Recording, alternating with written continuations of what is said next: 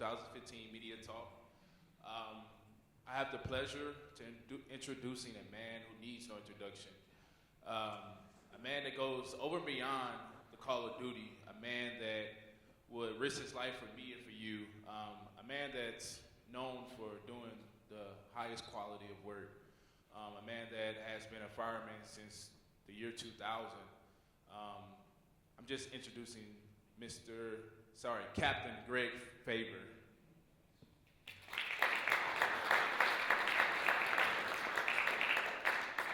And thank you again for being with us today, Captain Faber.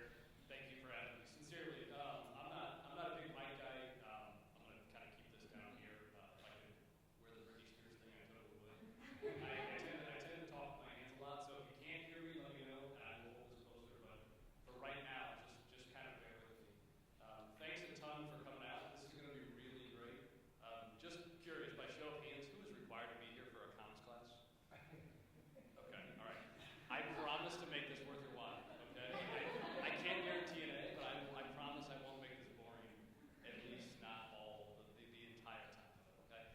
The other thing I want to be clear about is I wear a lot of hats in my life. I am here today as Greg Faber. I am not representing the fire department. I'm actually off work today. Like we're going to have a great conversation, and my answers are from me.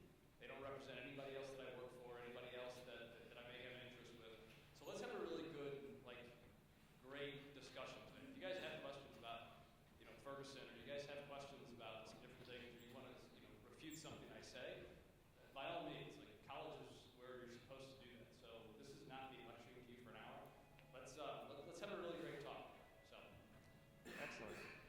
So for our first question, can you just explain what a day in the life of a command staff officer consists exactly of? Certainly. So my title, I am one of 7 command staff captains for the St. Louis Fire Department.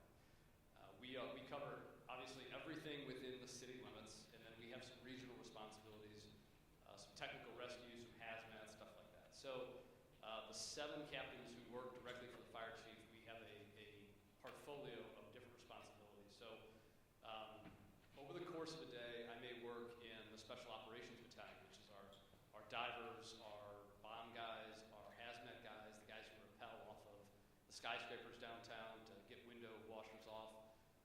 And we'll transition at lunch to some terrorism-related stuff. We'll go down to the FBI. We'll talk about threat-related incidences that have occurred in and around the region. We'll talk about what we're looking at. We'll talk about the civil unrest that's been going on in the region and what that means for emergency responders. Generally speaking, a few times a week, we'll go to a major fire. We'll go to a major incident somewhere, a rescue or a hazmat.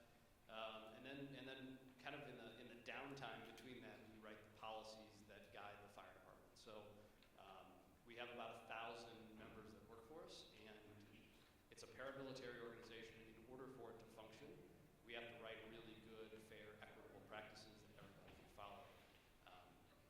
It's quite odd. Public safety went like this forever. People have this Norman Rockwell sense of what firemen and police officers do. And around 1998, we just went like this in terms of the things that we're responsible for. Social media has changed a lot of how we do our job, and we have to really craft things that allow our members to work safely and effectively while still protecting a lot of the lives and property of the people we're responsible for. So it varies greatly. There is no typical day. We generally put on different hats 4 or 5 times throughout a work day. I did have a question regarding your writing practices. How do you build the skills to effectively write those policies, or is there a couple people that kind of collaborate on the different policies? So definitely in an organization as large as St. Louis City Fire, and with as many employees as St. Louis City Fire, there's no vacuum writing, right? Anything that I take that's going to be implemented is going to go through 5 or 6 different levels of review, and hey, what do you think about this? Does this make sense? Hey, you're forgetting about this rule that was implemented in 1973. How are you getting around that? So certainly we share the burden of crafting things that are really solid for our department. In terms of being a quality writer, you just have to write. It's one of those things. It's like working out. You can't get fit if you don't go to the gym. And if you want to be a good writer, you have to write. And that is terrible. It is terrible. I hate writing. writing. No, I'm serious. I've been on CNN. I've been on the Huffington Post. Last week I had something in St. Louis Post-Dispatch, and I hate it. I sit in front of my desk and I just want to throw my computer across the room, but it's a discipline that you have to build up. And if you want to be good at it, if you want to be good at anything in this world, it's consistent practice. It's doing it and making mistakes and being big enough to say, wow, this is terrible. Let me move this over here and let me start again. So. Our next question is, what steps have you taken as a spokesperson to build your relationship with different media outlets? So there are, and I'm not just saying this because I'm in a comms environment, there are really smart people who work for the media. Like there are very insightful producers and anchors and reporters who could easily be in med school or law school, and they choose to tell the public story. So first of all, if you think you're going to get over on the majority of reporters, you're sorely mistaken. Like it will not end well, and you will be called out. The practice of building trust, the practice of being responsive when they ask you something on Twitter, which, by the way, I hope everybody here follows me on Twitter. That's @CraigFaber.com. Try to get that that follower count up. So it's being responsive when they call you on the telephone. It's communicating in a way that is receptive to their needs and their work. Right? They have deadlines, and in the same breath, giving them quality stories to tell. You have to craft not what they want to hear, but you have to give them the information that they need in a way that's meaningful to them. So I tell everybody, we have a very select group of people who are allowed to speak for the fire department. There's about 4 of us out of 1,000 that are allowed to actually go out and talk to the media. And occasionally we'll have a fill-in guy, we'll have a subber, and I tell them, I'm like, it does not start when the cameras are on. Like if you're not doing the groundwork, if you're not doing the legwork for the weeks and months leading up to it, it's hard to get trust and buy-in on what you're telling them. So. What is one step that students here today can start using to build their relationships with the media outlets? So I think one of the biggest things is you have to realize that everything you put on the internet will be there forever. Seriously, forever. I do a lot of homeland security and terrorism work. I have federal top secret clearance. In order to get that clearance process, I have to be vetted by the FBI every set number of years, and they will come and they'll talk to my neighbors, and they may look through my trash. They are absolutely digging through my entire timeline feed. They are digging through my Facebook feed. They're on my Instagram, and that's not to say that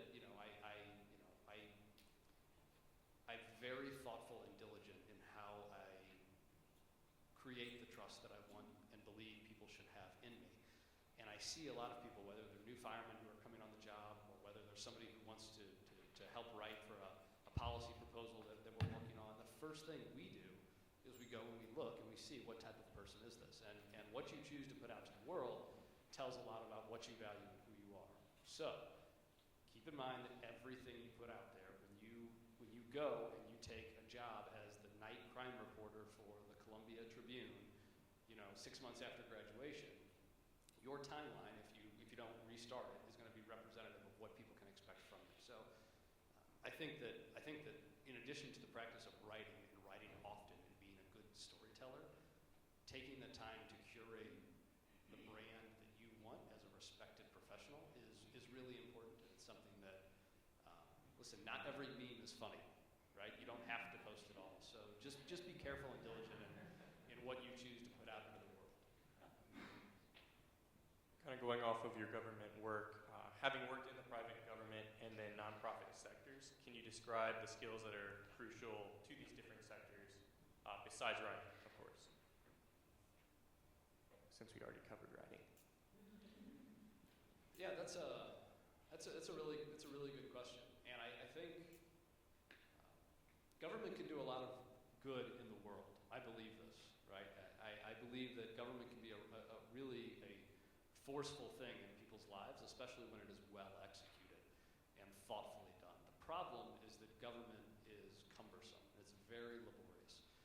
So in order to get something that may make sense through the rules and regulations process or into law requires a terrific amount of patience, and you have to know the system. It's like performing surgery almost, right? You can't choose to go in and start opening somebody's chest to go, oh, that's connected to that? Oh, that's interesting. Where does that go, right? And like, you should know where that leads before you start down that rabbit hole. So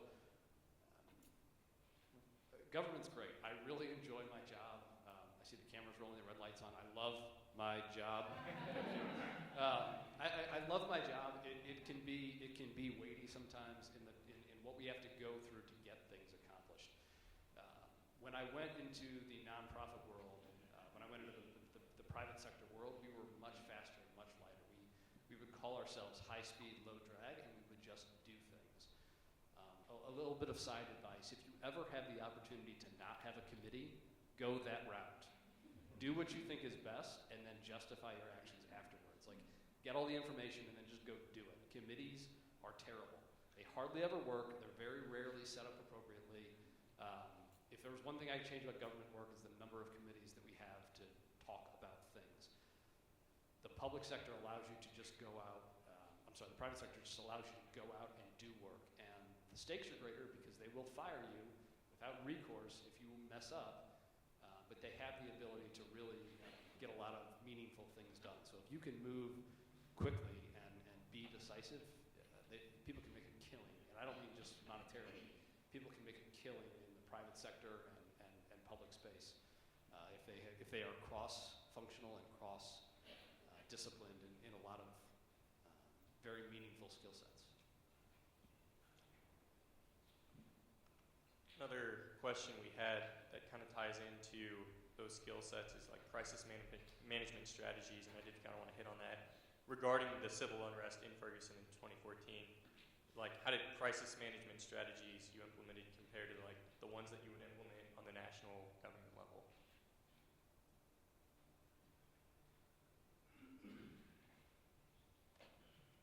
So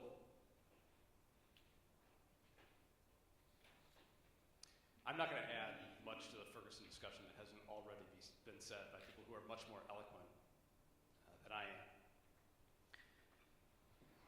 I believe, speaking as Greg Favor, that there was a large failure in how government chose to discuss the events, both initially, and when I say initially, I'm talking about the first 24, 48 hours, and then as the weeks progressed in August. Crisis plans are great in theory. The problem is that unless you push up against something, you don't know how robust it is. And there are a lot of organizations, not just in government, not just in public safety, that say, if X happens, we will do Y, because it makes sense. The problem is that Y doesn't always present itself based on what you think X is going to be.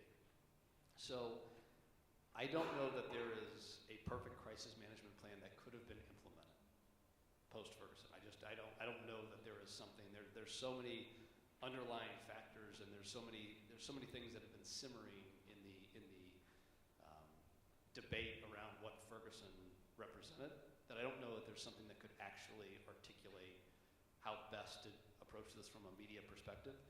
But I know that there was very little trust built in with some of the organizations that were represented. And the other problem was that social media, like I said, government is laborious. It takes a long time for government to catch up to what the actual world looks like. A lot of the people that were crafting messages failed to appreciate how quickly social media was moving past their talking points. And if you don't have the ability to keep up and not refute everything, I mean, if somebody has 200 followers on Twitter and they post some ridiculous stuff, you don't have to respond to everything. But when there is a tidal wave of misinformation or disinformation or information that is shaded in a way that is specifically out there to support a particular narrative and it's not true, you need to have the capacity to push back against that. That was absent in Ferguson, and it cost the entire process dearly. And I think it would be really interesting, and I would love to, if anybody would like to talk about this afterwards, what I think is really interesting is how we talk about media in Ferguson.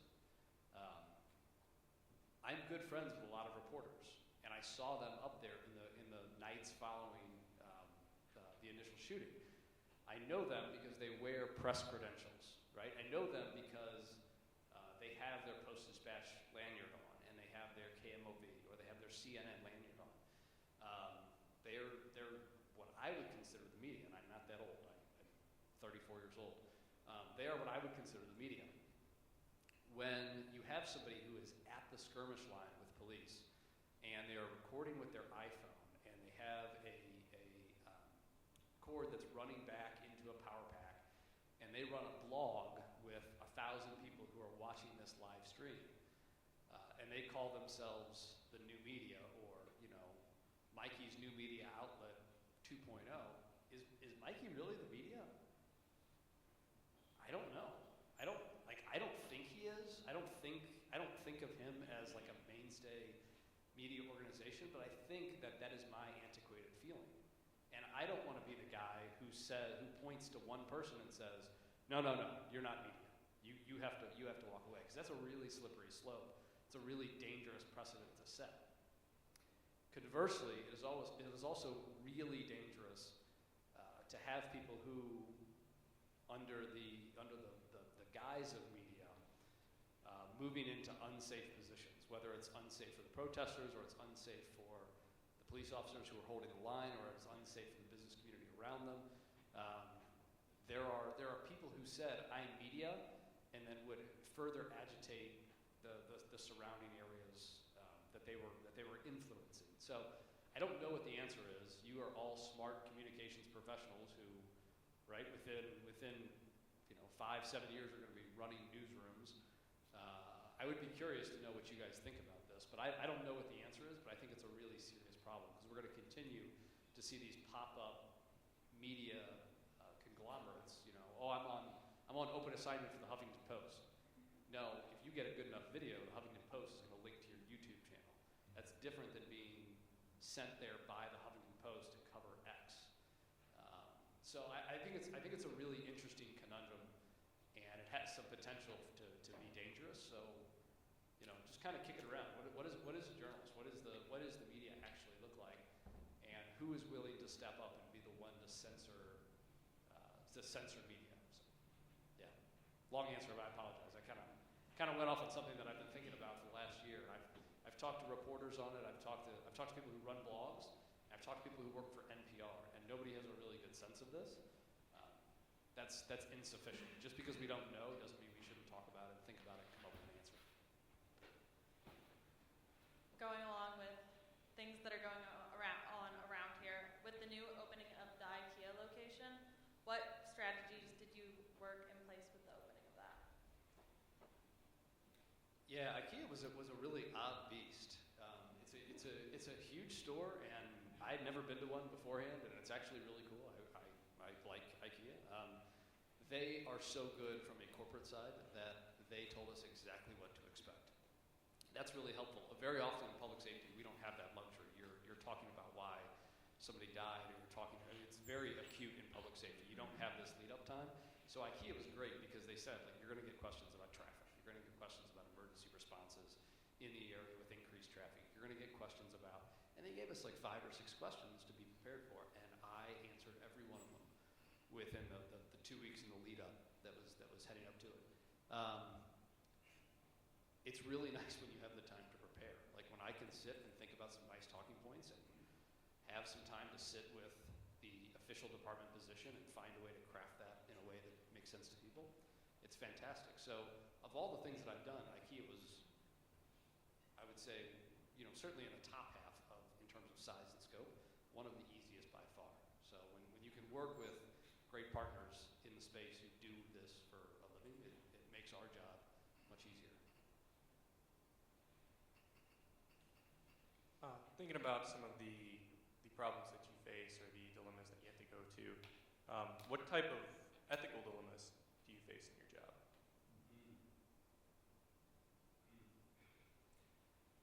So,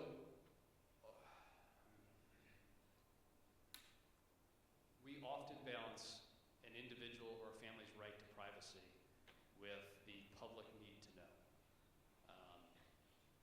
I South City, and I'll talk to people in the parish that I grew up in, and they'll say, "Oh, Greg, I saw you on the news. You never smile." And that's generally because I'm talking about either someone's house is burnt down, or a child has been struck and killed, or it is generally not the joyful, happy time hour when Greg's on TV. We don't, firemen go to the worst of everybody's day. We generally don't show up when everything's perfect. So you're often balancing what is obviously a big story in a community or in the city or in the region as a whole with families' right to have some privacy.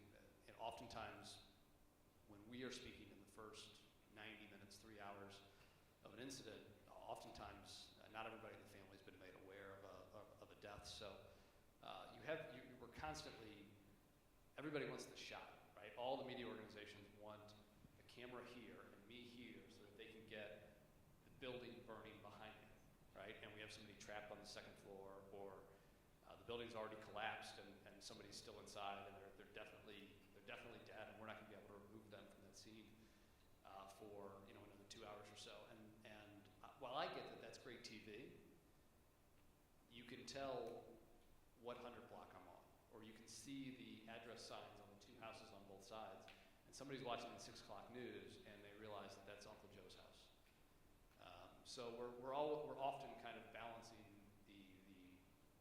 the right to privacy with the larger need to know, and it's very trying because you want to give the dead the respect that they deserve, you want to give the families the respect they deserve. There are a lot of things that happen in the city that we need people to know about and either take action to avoid or be part of the mitigation efforts if we're talking about hazmat or something like that. So it's a really delicate balance. And then the other thing is we're not always read in on everything. So Garen Mosby, who's actually the other PIO who many of you may have seen on TV, he's an African American. I'm significantly more attractive, but he's very good at his job. I should say. Oftentimes when we are discussing something on the scene, if I'm operational, I'm working with the fire chief or the battalion chiefs or the deputy chiefs to actually fix the problem. There are things that we won't tell Garen because we know that he has to go do the 6 o'clock live shot. Hey, I'm standing in front of downtown where we've just, and there are things that we don't tell him intentionally because it would make his job more difficult to be in front of the camera and say or dance around or tap around. And I'm sure it's happened to me too, right? I'll come back after a live shot and somebody will go, hey, just so you know, we think both occupants are deceased, right? Chances are they probably knew that before I ever did the live shot. But when I get the question, I can honestly and truthfully say, at this time, we're executing all rescue strategies that we have, and we hope for a positive outcome. I'm not lying to the media. I can speak from the heart. I can say it truthfully. So there's that delicate balance internally too of what we know, when we know, and when we tell each other.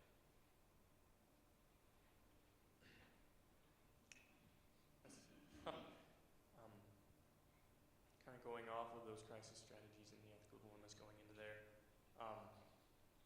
I know we kind of hit earlier how a crisis strategy doesn't always play out exactly how you plan it.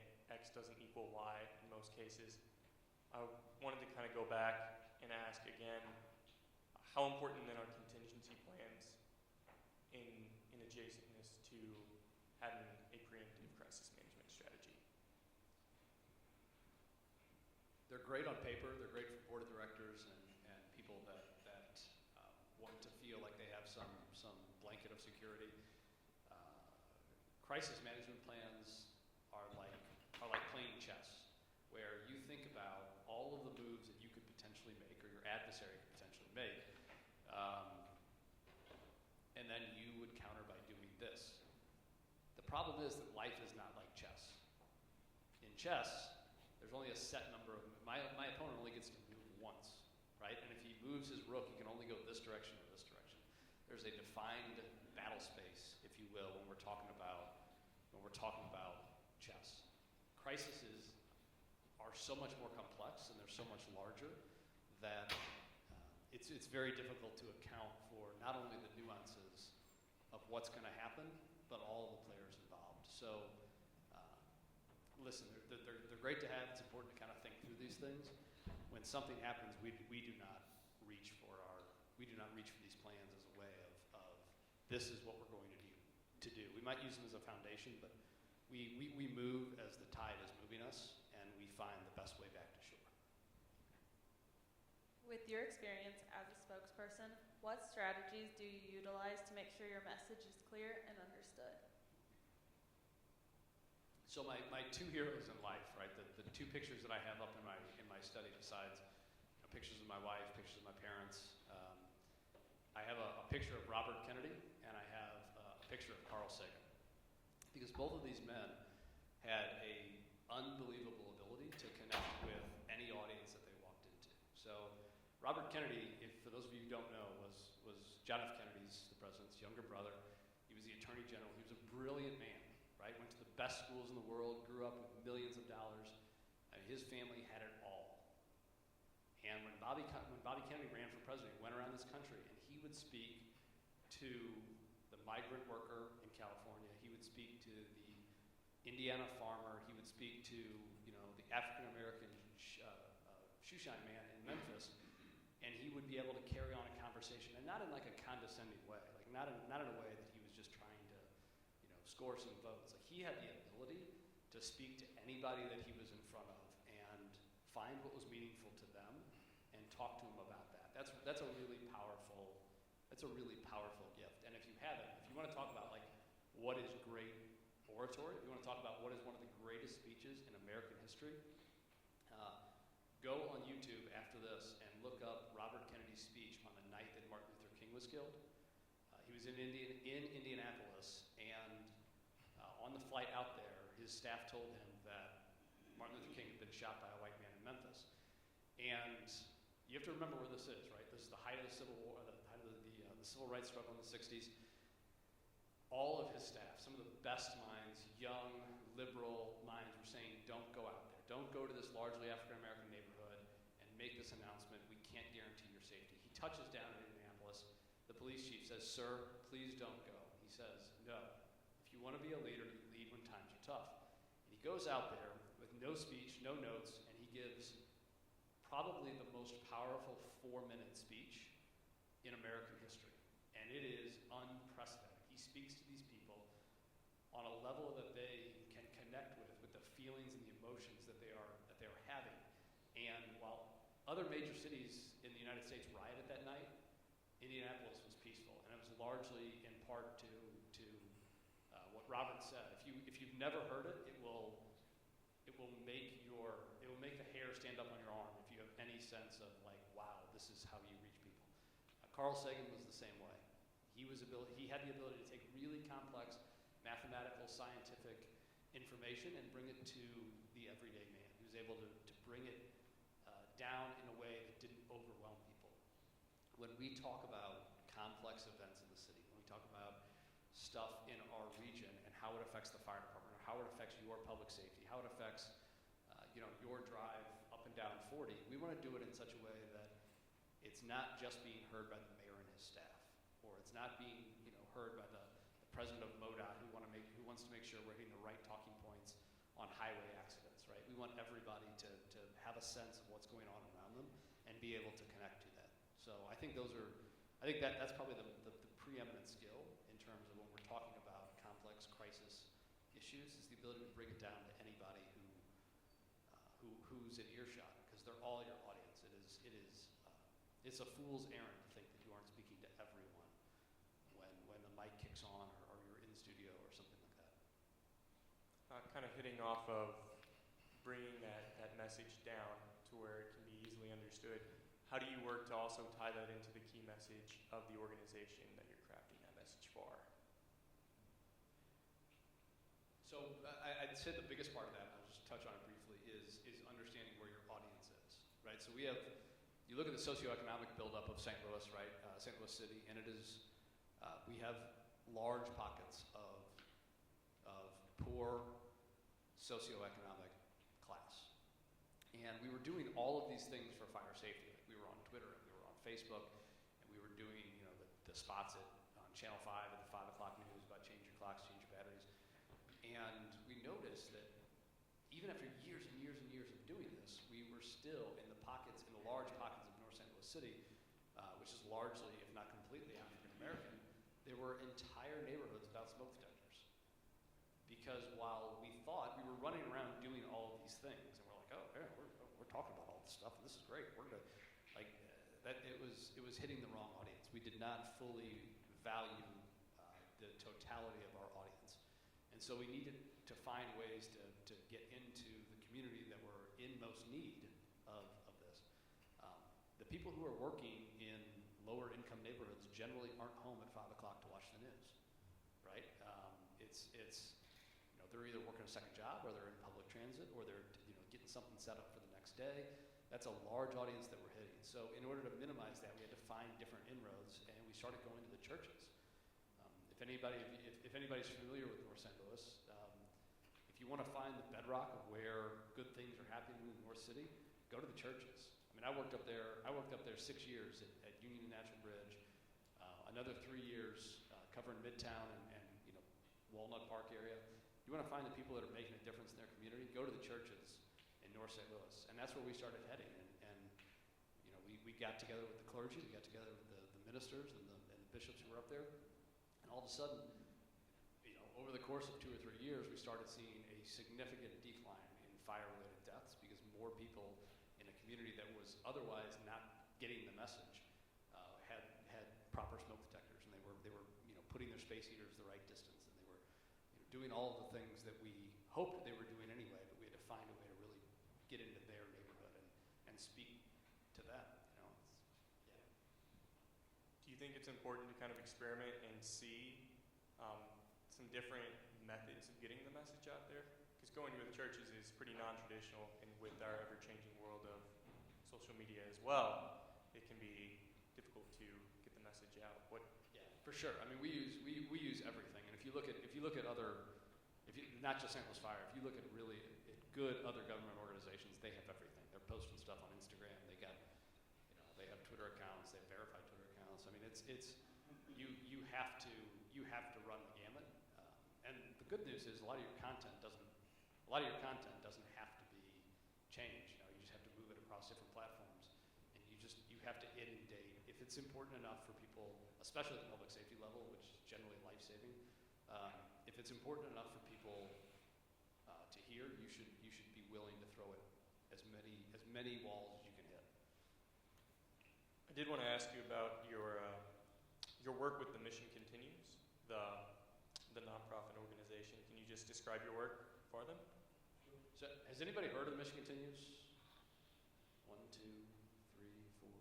Okay, so obviously our comms plan locally did not work all that well. So, the Mission Continues is a really impactful nonprofit. They help post 9/11 veterans find purpose when they transition out of the military. It was started by Eric Reitens, who's a local boy here from St. Louis. He was a Navy SEAL, did several combat tours, came home, and wanted to continue to serve.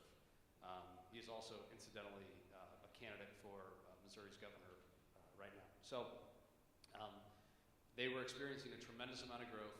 I joined as the chief of staff for the organization, so I worked as Eric's chief of staff for a few years. And over that time, we took $17,000 in seed money and created an organization that is now worth $13 million. And that's over about 5 years we were able to do that. They have offices in 7 cities now, and they've touched the lives of 250,000 veterans and or other like their immediate kind of circle of trust. But the best part about working there was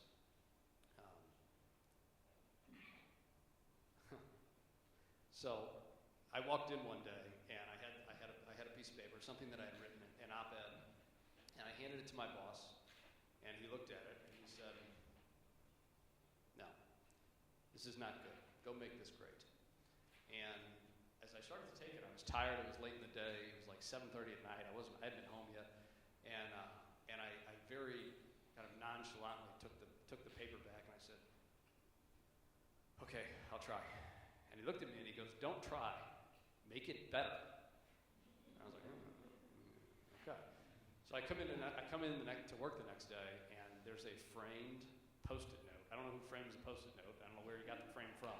But sitting on my desk, there's a framed Post-it note, and it says, man, it took me right back there because I remember picking it up and actually reading it and going, what have I gotten myself into? It says that perfection is the expectation and excellence will be tolerated. And it was, I still have it, I mean, I have it today. I have it in my office right now. And that's the way that the organization worked. That's the way the boss worked. That's the way I was expected to work. And we worked all the way through the organization to make sure that that was the code that we lived by. And that's how we went from $17,000 to a $10 million plus organization so quickly.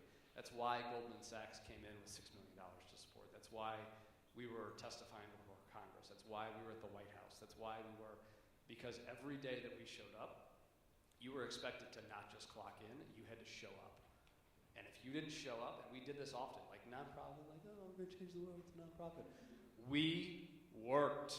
And if you didn't work, you left the organization. There was no two ways about it. If you want to be impactful, if you want to do great work, you have to be willing to show up. There are plenty of people out there who are willing to just collect a paycheck. If you want to be meaningful, if you want to have an impact, show up and do the work. Are there any hobbies you have that help or carry over into your field of work?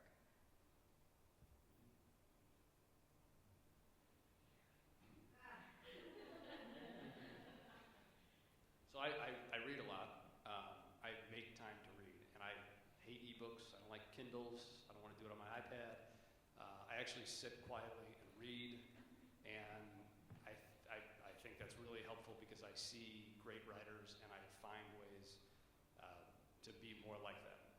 If you want to be stronger in the weight room, you find mentors to help you get that way. If you want to be a better football player, you find coaches.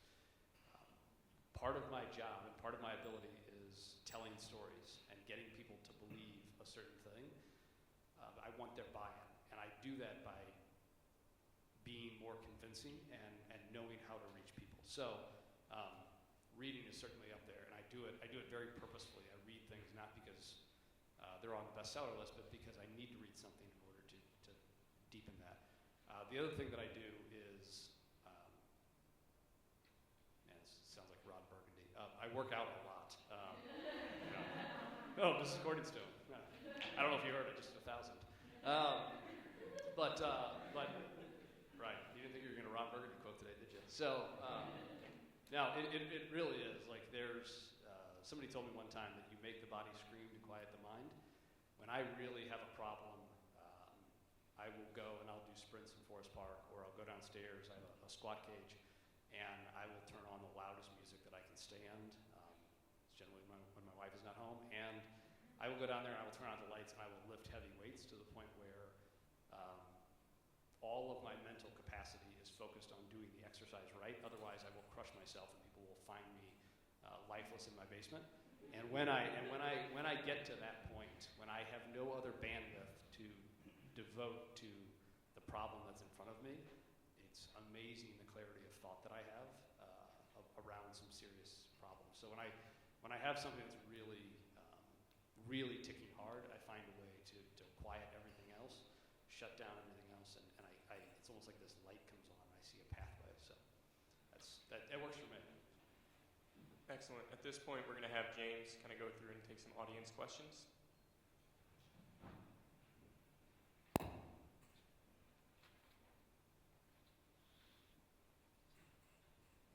Hi.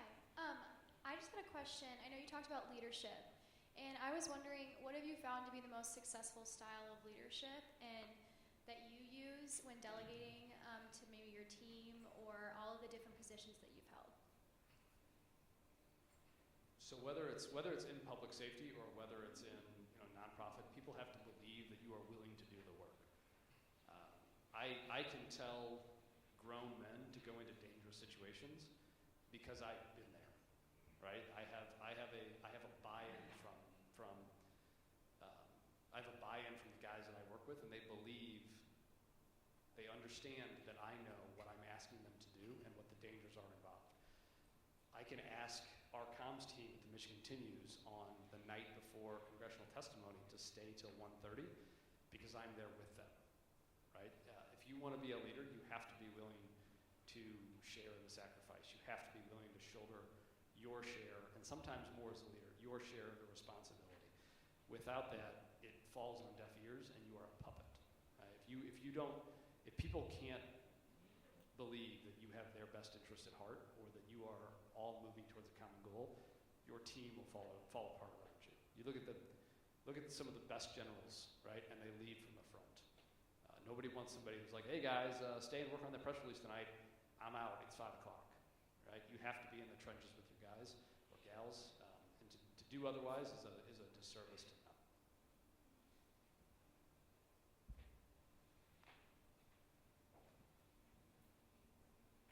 You talked about like shutting off mind and body with issues serious like such as Ferguson.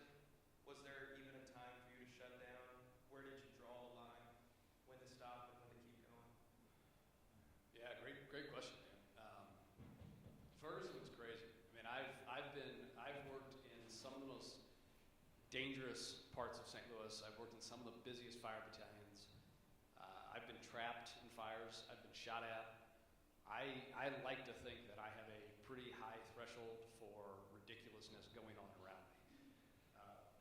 And Ferguson was as legit as anything that I've been a part of, especially in some of the first nights of the first week. It was very much a hang-on type of situation. I mean, we were looking to protect guys, our responders, as best we could, because we had firemen and medics from the city up in the county. And as we started talking about how we were going to talk about this as a department, what we were going to put on our Facebook page, what we were going to tell our members,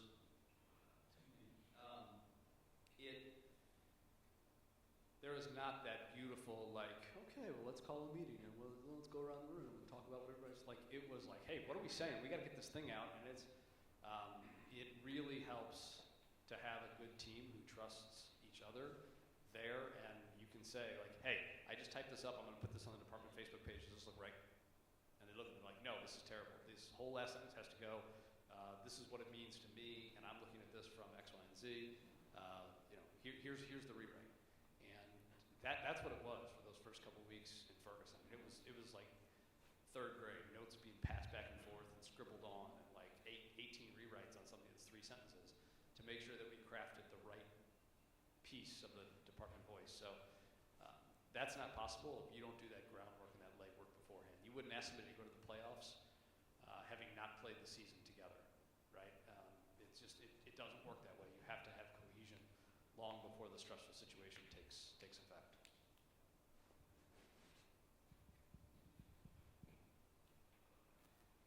You mentioned earlier about how you have to put on a lot of different hats and do a lot of different things.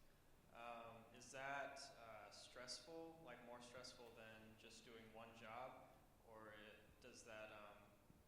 or is it, I guess, not fun, but is it more like exciting and interesting, and is that a good thing or a bad thing? Yeah, I love it. I love it. Like when people ask how do you do this diverse palette of what you've done for the last 15 years. Like I want to touch everything, and that drives my wife crazy a lot of times because I'm like, hey, I'm going to apply for this fellowship, then I'm going to go do this, then I'm going to go, and she's like, would you just find something and stick with it? But I'm not that way. Like I want to see it, and I want to touch it, and I want to go there, and I want to do the thing, and I want to meet the guy, and that requires a lot of work. I mean, I go to bed at 11:30 most nights, and I wake up at 5 a.m. most days. Like that's just how it works. And I may not do this forever, but I'm doing it right now, and I'm going to continue to keep going until somebody tells me no. Because when I push on things, doors generally open. And if I want it bad enough, I'll back up and I'll take a running start at the door. And it's worked really well so far, and it's moved me into experiences that I have no right as a middle-class kid from South City that I have no right to be a part of. It's ridiculous, and it's a lot of fun, and it requires hard work, but I am crafting a life of my own design as opposed to being dictated to. every time I think, oh, I don't want to set my alarm tomorrow, it's really early, I don't want to get up, I think, imagine if you had a job where you had to be somewhere at X or you would be fired. I don't like my fate being in the hands of other people. I like diversifying my portfolio in such a way that I decide what I want to pursue, that I decide what's next. And it's opened a lot of doors and it's a lot of fun.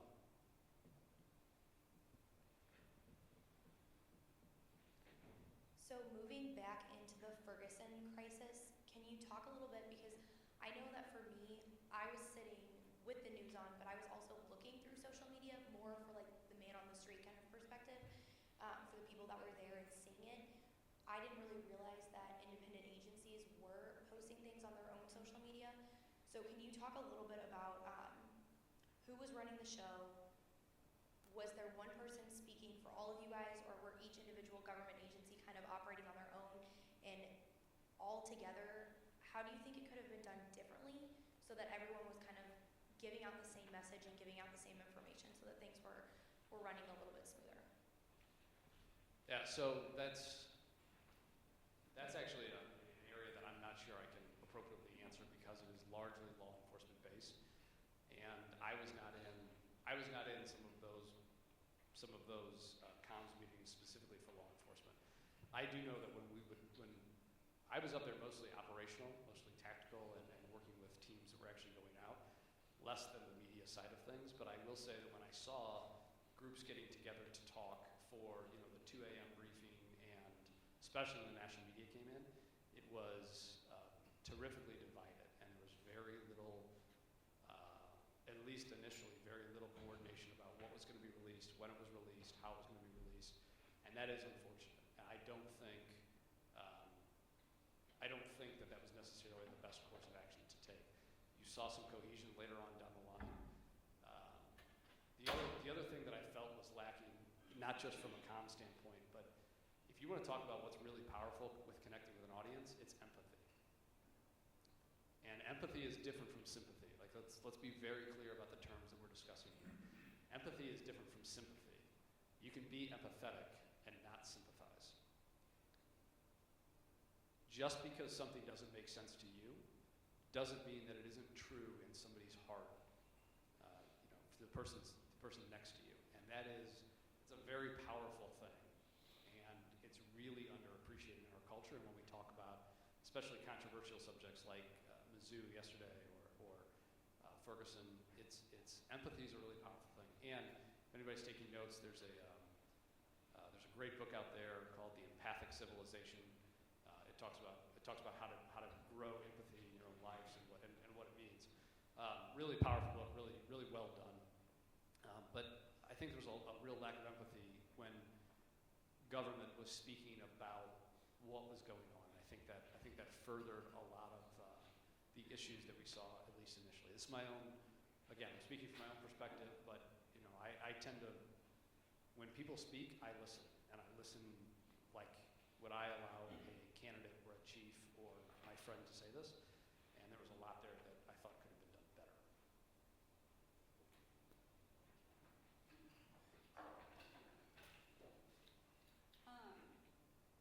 Looking at things like the Mike Brown shooting and then like Mizzou and just kind of all these different racial issues, what do you think is causing them to erupt? And I probably shouldn't use the word cause because that's not really what I'm looking for, but obviously Ferguson turned out a little bit different than some of these other ones. And what have you noticed the difference to be between like that situation and others that maybe turn out more smoothly?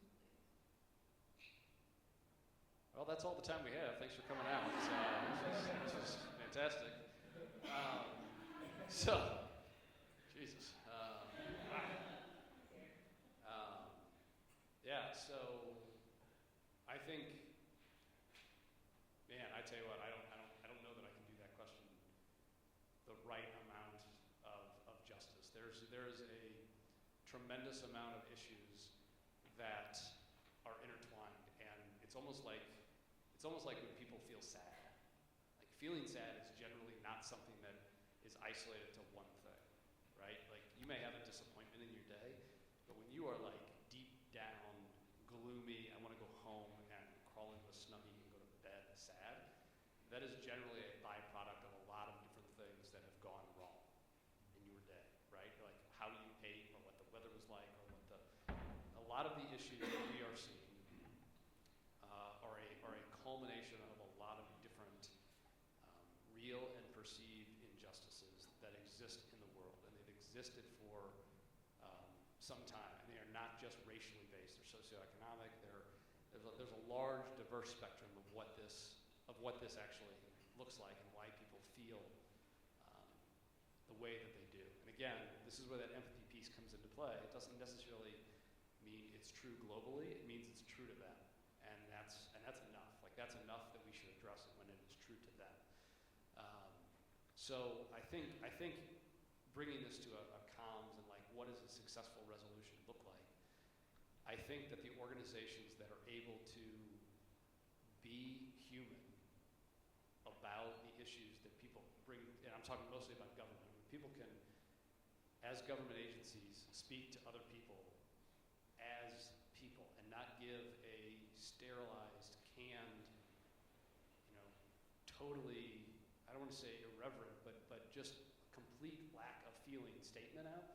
When people can start to connect and bridge divide. I mean, look what Captain Ron Johnson did, right? Like, he went out and he walked with the people, and he went out and he talked in the churches, and he went out and he said, "Tell me what you're feeling."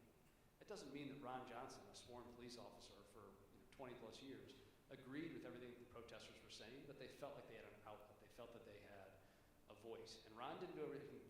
He didn't do everything perfect. I don't think anybody in this world could do everything perfect in that situation, but he treated the individuals around him like people and spoke to them like people. And that carries a tremendous amount of impact, and it builds that trust that you need in order to talk about difficult things. So if that's the start of what could obviously be a semester-long course in crisis management. So I'm going to give you hopefully an easier question to answer than that one. Right. I don't think you can give a harder one, so let's shoot. So you mentioned that you make time to read every day. I'm assuming every day or something like that. But how do you deal with like time management and making the time to do things like that with the demands of work and all the other things that you do? Sure. So it's a lot of trial and error. One of my favorite quotes is that mastery lies upon a mountaintop of mistakes. It's a great quote, and I don't have this all figured out, and I tweak my schedule often. I find either new and innovative things. Like, I love The Economist. You guys want to have a sense of what's going on in the world? Get the student version of The Economist. It'll come every Saturday. You have a week to read it. It's going to touch on everything from policing in America to what's going on with ISIS to why Bitcoins are going to change the future of finance. Like, they're short, little articles. You can pick them up and read 2 over breakfast, and you'll be infinitely smarter just moving forward in the world. But The Economist has a little app that's it's called the Espresso app. And most mornings, while I brew a cup of coffee and I sit with my phone, I don't like reading on my phone, but I sit with my phone and I read. It takes 7 minutes to flip through what I should know that day in relation to national policies, foreign policy, domestic stuff. It's terrific. I find things, Reddit is actually really valuable. Reddit can be pretty ridiculous. If you create an account and choose the subreddits that you want to follow, and it's a great way to kind of crowdsource really good information across multiple platforms. So you make time for it. Like everything else that I do, it's a discipline. If it is important enough for me to do in my life, I want to find a way to do it really well. Whether I'm working out, whether I'm being a captain, whether I'm whether it's my marriage, like I find a way to craft ideas to do it really well, and I go with those until I can reevaluate them and say, this is great, except I need to add more time here, or take time here, or add this. So it's a lot of trial and error, and you just have to find out what works for you and what's important to you.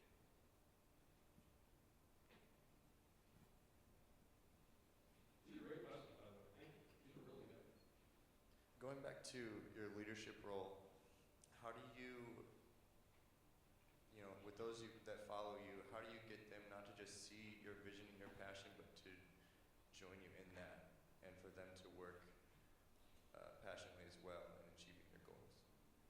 So I have just starting to get promoted into the rank of captain, and we'll talk about some things, and I'll say, what do you do if this happens? And they'll go, well, I will touch my collar where we carry our rank, and I'll touch my collar and go, because I said so. And there are times when that is required. Those times are very few and far between. This goes back to the community sense of buy-in and trust. How does a head football coach, and I'm not the head coach of the team, but let's say I'm the special teams coordinator, like how great organizations lead from the top down, and they know the fire chief is behind it. Fire chief empowers the people that are directly underneath him. It's our job to go out and create a vision, create a narrative around what we want to accomplish and what this means for you as a fireman or you as a paramedic, what your actions here will translate into. Creating a vision is a really tough thing to do. It's a really powerful thing to do. If you can do it well, you can motivate an army, all right? But it's a really tough thing to be able to dial in, and it requires good leadership at various levels. So we work on creating a vision. We work on creating a story around what do we want to be? What do we want to be known for? And firemen are kind of universally respected. It's one of the benefits that makes comms in my job pretty easy. Is people like firemen. We generally show up and help people. So what firemen do is they look for validation from other firemen. Like we like to say that the only people cooler than us at a party is a fighter pilot, right? Like we're, and so we like to, when we talk about creating a narrative, we talk about crafting something that these guys can get behind and be seen as X, Y, and Z to the firemen in Detroit or Kansas City, or this is what we want to be known as. So you create a vision, you find out what's important, and you move forward from there. My question is probably going to be pretty simple. Just like you just seems like such a driven man, and I was just curious. Like you've been a firefighter for like 15 years. Why a firefighter to start off with that kind of led to all these amazing paths that led to you just meeting very influential people. So like, why? I guess my question is like, why a firefighter? Service is really important. Like, and not to get like really high level stuff here, but service is important to a republic. You look at the great republics over the course of history, and service is valuable, right? I know. What's the school motto here? I know service is on the end there. You guys go here. What is it? Okay, so on the crest out there, it was something to the effect of like education for service or the tools for service or something like that. You don't have to serve in uniform. You don't have to serve with a breast badge on. But for me, I knew that I am not an office guy. I don't like being in the office. I try to avoid meetings. I've been known to pick up and leave if a cool call comes in on the radio. I'm like, oh, I gotta go. I like being out. I didn't want a 9-to-5 job, and so it made a lot of sense to me. Also, the community that I grew up in had a lot of people in the community that were firemen, and they were well respected in the community. It seemed like a very noble path and a very noble course of action. So it just made a lot of sense to kind of pursue that. The other stuff has, like I said, has opened up because when somebody asks if you can do something, you say yes. And if it turns out that you can't, well, then you know more about it than when you started. But the things that I choose to put on my plate, I'm going to knock out of the park, or at least I'm going to take a swing big enough to knock them out of the park. And to be clear, like you guys it's been very flattering. Your intro was very nice. Like I want everybody to know that I have made a ton of mistakes in my life. Like I emailed the CEO of Boeing, not the CEO here in St. Louis, like the big Boeing Chicago. I emailed him to thank him for something that Boeing had done for Michigan Continues, and I misspelled Boeing. And it was like this thing went out to like 8 people that were CC'd on there, and the pit in my stomach that day of like I could have dug a hole into the carpet and crawled underneath my desk. So I want to be very clear. Like you see what is public and what is out there for people to see. I live atop a mountain of mistakes, and I see we're running just a minute over on time. I will say this, that if you are in this room, whether you are here because you had to be here for a comms class or you just decided that this might be interesting and this guy might have something to say, if you are in this room, you're going to be okay. If you are on this campus and you can afford to go to school here, you have a scholarship or somebody's helping you, if you can come to things like this and hear ideas and formulate a question or at least leave thinking about something that you didn't have in your brain before you got here, you're going to be okay. And you may not make $300,000 a year, but you are not going to be starving. Not by, at least, not by society's design. So just like go out and be excellent. Go out and choose the 5 or 6 things that are most important to you and then swing for the fences and just keep going, because when you knock, the world will yield. I guarantee it. It has time and time again, and I'm really not that smart. Like I just refuse to quit, and I just don't stop, and I want to do everything. So just go out and find out what's important. Just be great. Well, all right. Thank you, guys.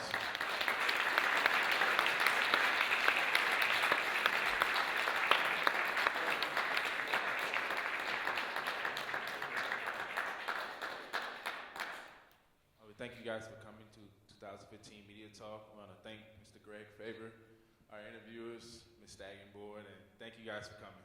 Thanks, everybody. It was a great time.